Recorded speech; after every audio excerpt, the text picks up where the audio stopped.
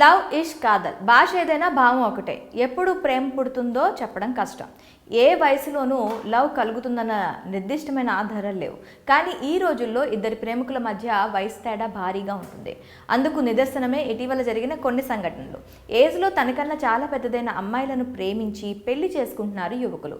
అలాగే తన తండ్రి కాదు తాతయ్య వయసులో ఉన్న వ్యక్తులతో ప్రేమలో పడుతున్నారు యువతులు.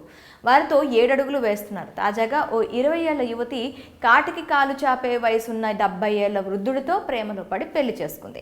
ఈ ఇద్దరు దండలు మార్చుకున్న వీడియో ఒకటి నెట్టింట్లో చక్కర్లు కొడుతుంది. దీన్ని చూస్తే ప్రేమ గుడ్డిది అనిపించక మాందు. ఇంతకు ఆ వీడియోలో ఏముందంటే 70 ఏళ్ల వృద్ధుడు 20 ఏళ్ల యువతి మెడలో దండలు వేస్తున్నట్లు కనిపిస్తుంది. అలాగే పలుమార్లు ఒకరి మెడలో మరొకరు పూలమాలలు మార్చుకుంటున్నారు. ఇందులో యువతి ఆనందంగా ఉండడం చూస్తుంటే ఆమె ఇష్ట ప్రకారమే ఈ పెళ్లి జరిగినట్లు కనిపిస్తుంది. వరుడు ఎదురుగా నిలబడి సిగ్గులు మొగ్గవుతుంది వధువు.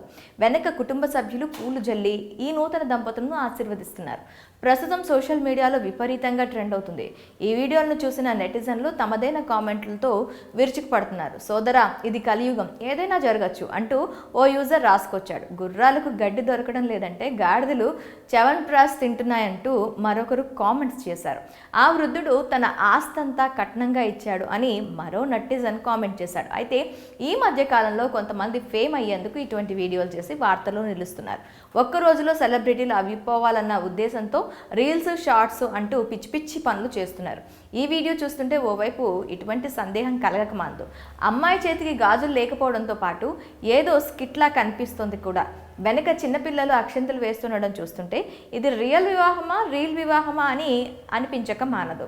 ఒకవేళ నిజమే అయితే ఇక యువకులు కుళ్ళుకోవాల్సిందే. పెళ్లి చేసుకునేందుకు ఆడపిల్లలు దొరకడం కష్టంగా మారిపోతున్న ఈ తరుణంలో తాత వయసున్న వ్యక్తులతో అమ్మాయి ప్రేమ పెళ్ళిళ్ళు చేసుకుంటే బ్రహ్మచారుల పరిస్థితి ఏం కావాలో చెప్పండి. మరి ఈ వీడియోలో జరిగింది రియల్ అనుకుంటున్నారా, లేదా మీకు కూడా డౌట్స్ వస్తున్నాయా? కామెంట్స్లో తెలపండి.